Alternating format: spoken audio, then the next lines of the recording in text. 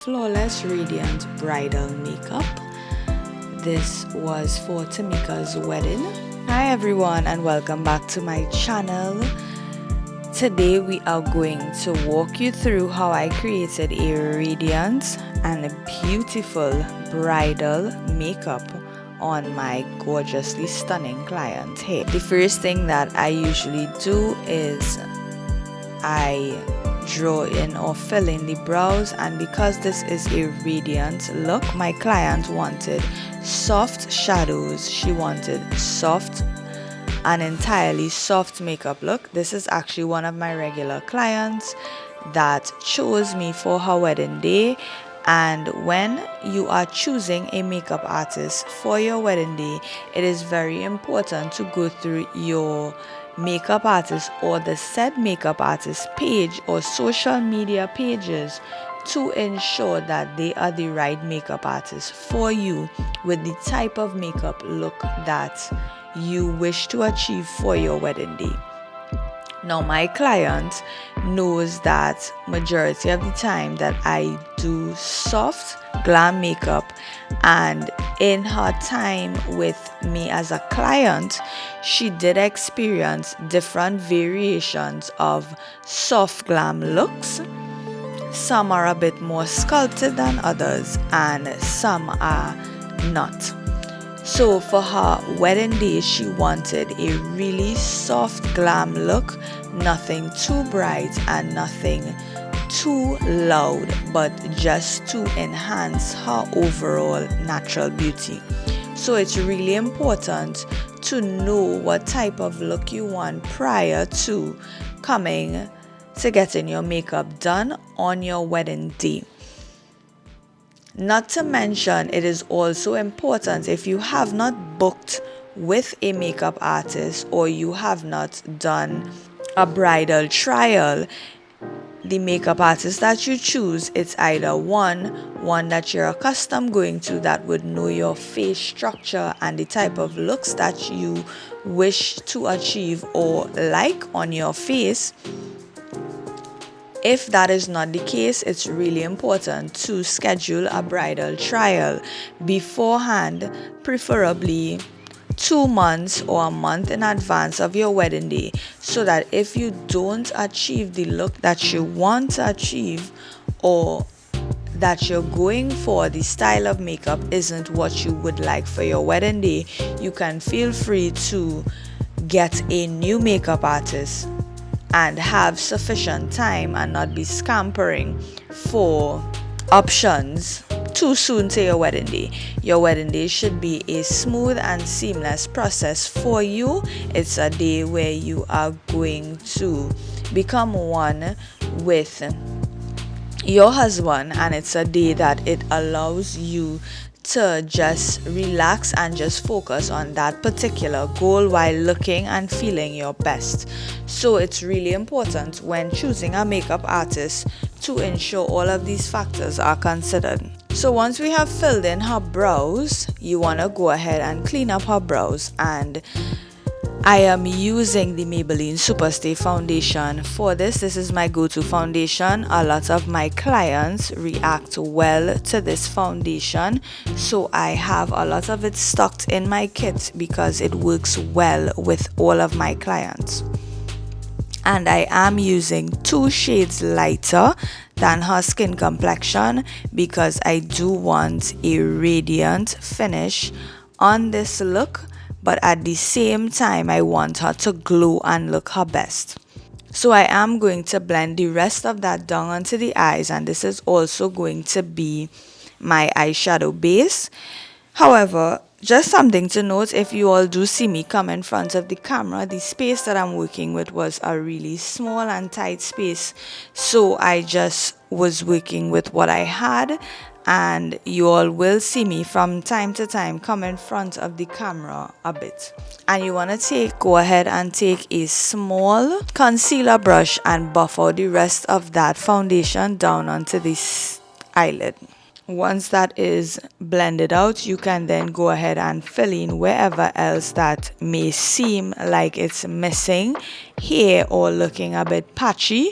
You then want to go ahead and fill them in really nicely. And once you're happy with what you've filled in, you want to go ahead and move on to the other side to clean up underneath the brow area.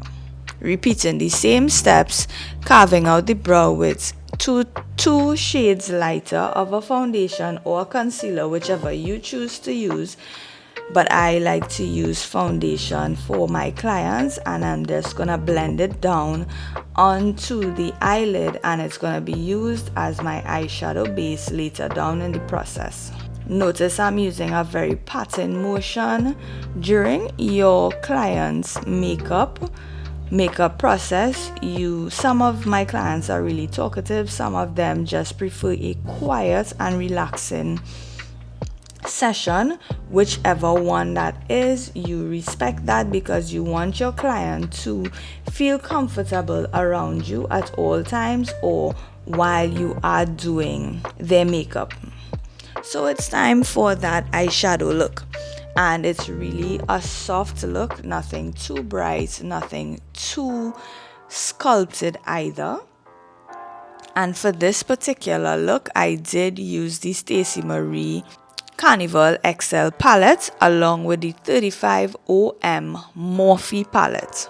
So I used two palettes to achieve this look, because the 35 OM palette had a lot of brown shades that I like to use when it comes to creating bridal looks. And the first shade that we would have applied there is a sort of a peachy orangey shade, and this is going to be our transition shade for our eye look. It is the first shade that is going to make way for our darker shade later down. And I'm not applying too much because this really is a soft look. So instead of going in one time with the darker shade, I did go in with a lighter shade on the lid itself. My client wanted to look as natural as possible, and natural makeup does not equal to less makeup. It just means you know how to work with different shades and tones and colors to allow your client to achieve a natural looking face. But natural makeup does not equal to less makeup, or neutral makeup does not equal to less makeup. Natural makeup also means really ensuring that you work on or pay attention to every detail of your client's face in order for them to look as though they have on minimal or no makeup whatsoever. And the products that you use can make or break this particular look. So this look did not have any outer darker shadow to the corner that usually creates a sculpted look. This look was created using two eyeshadow colors. That first transition shade and then a base shade on the eye, which is sort of her shade, which is a shade close to her skin complexion. And because my client wanted a really natural finish, this eyeshadow look did just that. And we moved on to liner, and the liner was just placed as a guide for our eyelashes. Even when doing our eyelashes, she preferred a softer eyelash pair simply because she wanted natural looking makeup. And I cannot stress how important it is to pay attention to what your client is requesting. It ensures you get booked or recommended the next time around your client has an event, or your client knows someone that has an event that is looking for a makeup artist. So once our liner is down, this is what it looks like. It's a very thin liner, nothing too big, nothing too bold. You have to know what your client wants as a bridal makeup artist. Pay attention to their requests or even what they send you as when it comes to inspo pics. So while we are waiting for that eyelash to dry, you can go ahead and prep the skin. And for prepping her skin, I did use the Sacha Mattifying Primer to prep her skin. So I did go in and apply her eyelashes, and before applying the eyelashes or applying any glue to my eyelashes, I tend to typically measure the eyelashes to ensure that they aren't too long for the eye, and if they are too long or too wide for my client's eyes, but it still gives me the coverage and the look that we're going for, you can go ahead and cut it. And this here is you going to see me blending out her foundation. So we would have carved out above the brow, and now it's just time to fill in anywhere that has any sort of missing spaces, because we do want a natural look, right? And if anything would have overlapped onto the eyebrow that makes it look uneven, you then go back in with your pencil or your brow gel or brow pomade to fill in those areas. So we have a really nice sculpted look. And as you could see here, before we move on to her face, I want to talk about her face a little bit. Her face has very light, small moles and dark circles. It isn't anything too much where we need to use orange concealers or green concealers to cover. Our foundation is going to allow us to get that full coverage look that we are looking for. Not to mention, the foundation is very lightweight. You can build on it, and this foundation is the Maybelline Superstay Foundation 24-hour wear. And as you could see here, I applied just a little bit along the jawline and a little bit higher up on the face, and it already covered any hyperpigmentation that my client had that would have been shown. So this type of foundation, in my opinion, works really well at a budget-friendly cost, and also it is full coverage. It's full coverage as much as you want it to be full coverage. So you can build on this foundation by building in small portions, adding as you go along. That is going to give you the coverage you are looking for. So you can get as little or as much coverage as you like using this foundation. It is an excellent drugstore foundation in my opinion. So you're gonna go ahead and blend, and as you could see, I'm using a pattern motion to blend her foundation onto the skin. A swiping motion will give you streaks on the face, so the pattern motion is the best technique to apply your foundation or evenly spread your foundation. Whether you are using a beauty blender or a brush, the pattern motion is the ideal motion to achieve that flawless look that we are looking for. And I'm just here applying the foundation in any other area that I would have missed, around the nose and around the mouth area.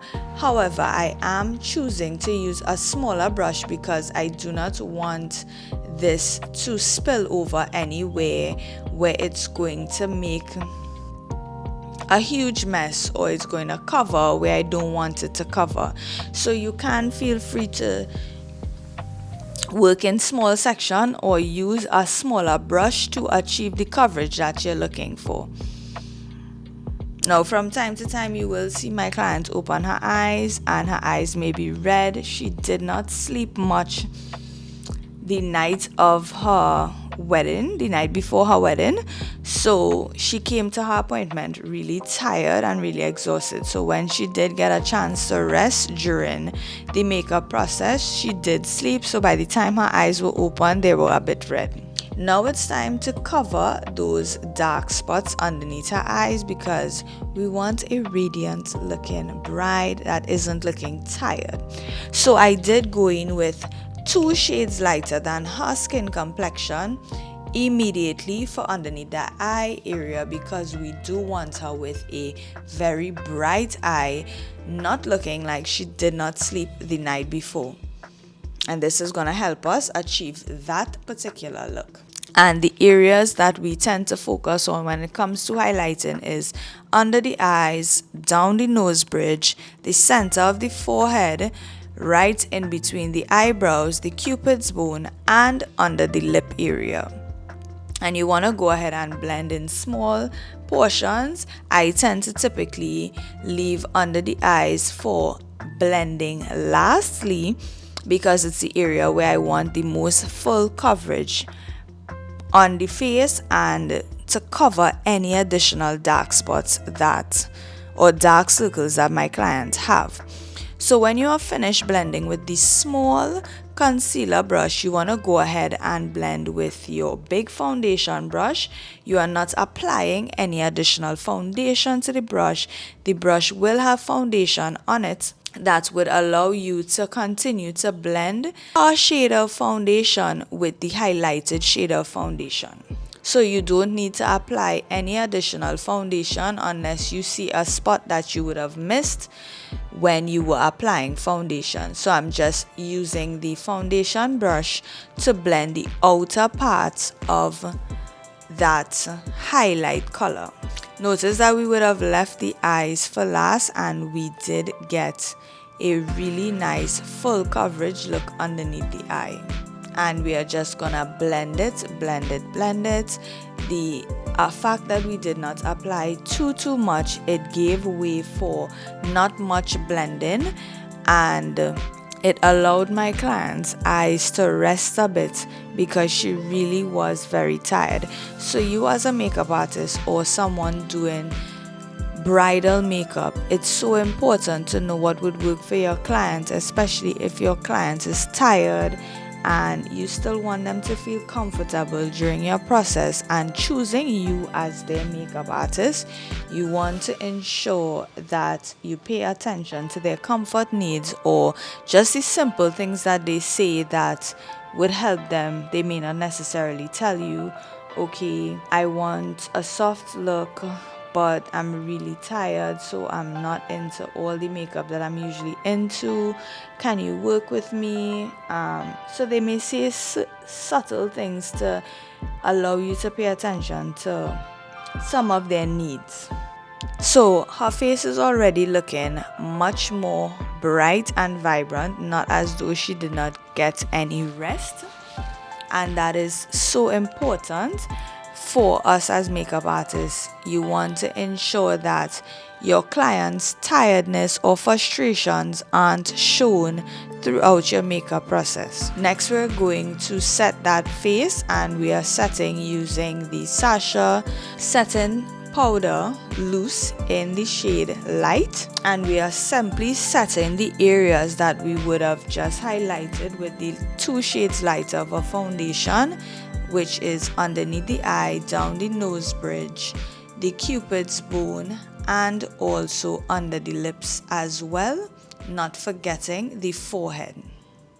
Next, we're moving on to contouring her face, and I'm using powders to contour her face as well. Notice that even though this is a natural look, it doesn't mean that we are using less makeup. So I'm just going to sculpt out her face, and the contour is going to allow us to do just that. It's going to allow us to bring back shadows and definition to her face, which is going to make her face have structure. And you're going to see the true beauty in the structure of her face, which is exactly what we want on your wedding day. Our areas for contouring is you can usually use the number 3 guide along the perimeters of the face. So you can work with the forehead, the outline of the forehead. Then you can work on the cheekbone and then the jawline. And this would be your number 3. You can actually draw a number 3 along the outline of your face, and you would be able to create a perfectly sculpted contour along your face line. And this is a simple method to ensuring you bring back shadows and definition to the face.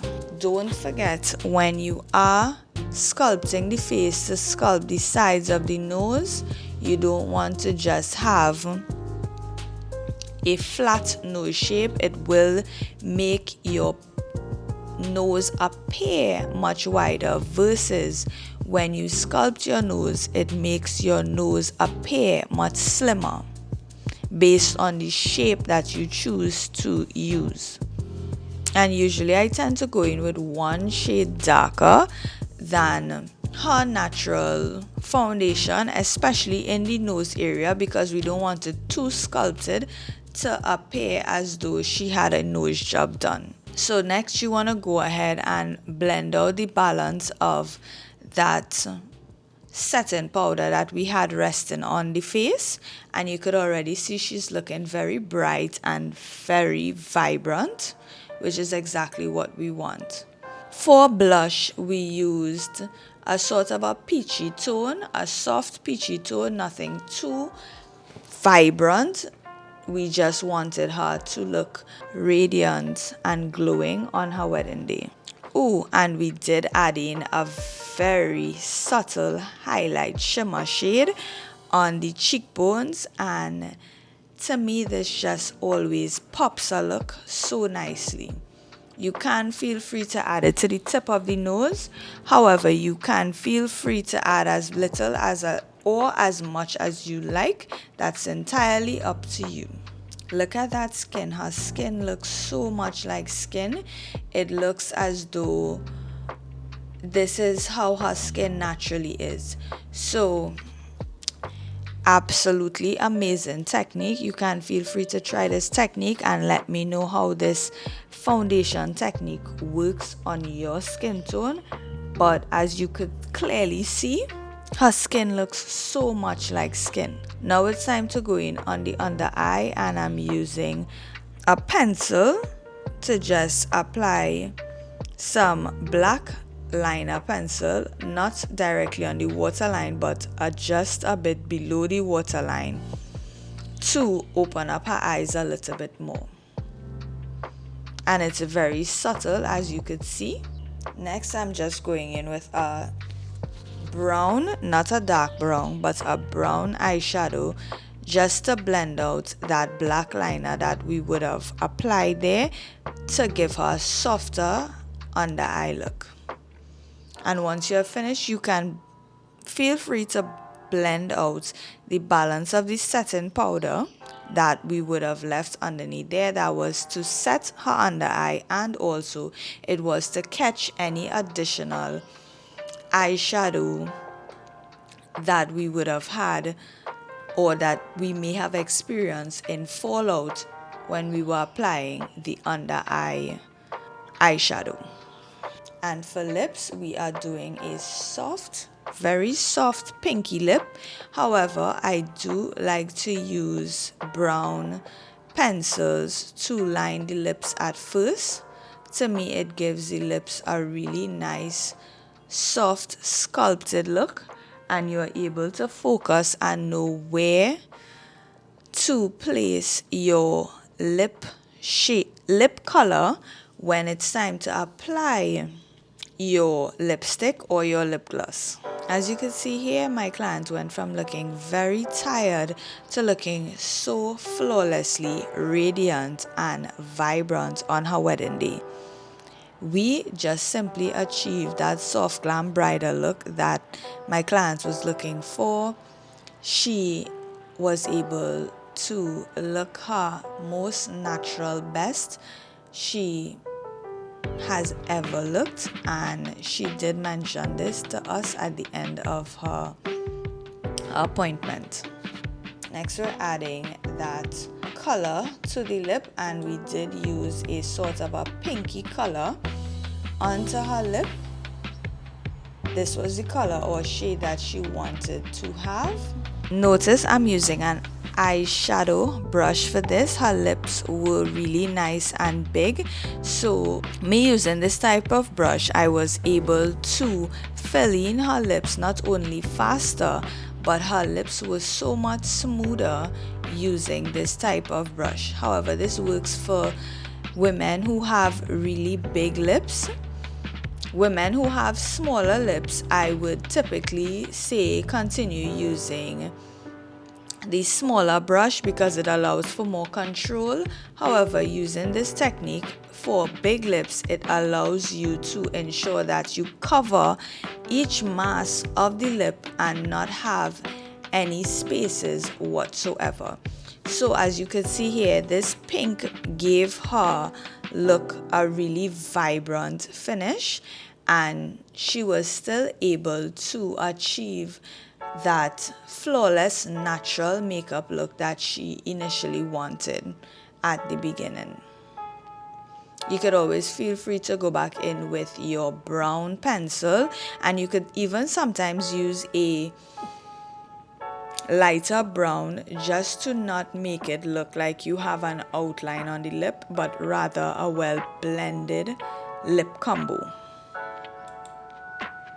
And once you are finished, you want to go ahead and set the face. And setting the face is one of the most important steps in a bridal look. I usually use 2 to 3 different types of mist or setting spray when it comes to bridal makeup. So I tend to usually go in with rose water first, and I drench my clients in rose water, and then I go in with a mattifying setting spray, and this is going to allow my clients' makeup look to last so much longer. So prepping before putting on foundation and prepping after you have completed your full face of makeup ensures that your client's makeup lasts long, especially if you aren't going to be there during the wedding to help them touch up or anything. You want to ensure that their makeup lasts and looks vibrant throughout pictures and for the entire wedding ceremony. So this was the final look. She looks absolutely gorgeous, stunning, vibrant, beautiful, and natural, maintaining that natural finish. As you can see here, she's feeling herself, and our goal of ensuring that our client is happy with her makeup look has been achieved. So I hope you all enjoyed this bridal makeup, along with the tips that I would have shared throughout choosing a bridal makeup artist, as well as what are some of the do's and don'ts that you want to pay attention to as a bridal makeup artist. I hope you all enjoyed this video, and I'll see you all in the next one. Bye.